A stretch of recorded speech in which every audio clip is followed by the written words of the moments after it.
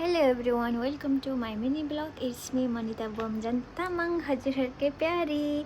So after long time पछि चाहिँ हामी दिदीबहिनी भाइ एकै ठाउँमा भेट भएर चाहिँ हामी चाहिँ आबुधाबीको मरिना मल घुम्न जाँदैछौँ. दिदी चाहिँ मसँगै बस्नुहुन्छ र भेट भइरहेको हुन्छ.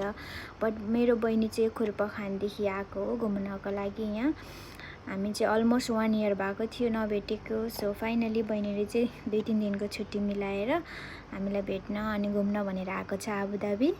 हामी एकै ठाउँमा भएर पनि सँगै हुन पाएको थिएनौँ. त्यही भएर समटाइम धेरै कुराहरूमा हामी मिस गर्थ्यौँ. बहिनीलाई चाहिँ अब टाढा छ, अब आउन नै 4-5 आवर्स लाग्ने भएर चाहिँ टाइम मिलाएर आइज भनेको थिएँ अनि आएको थियो.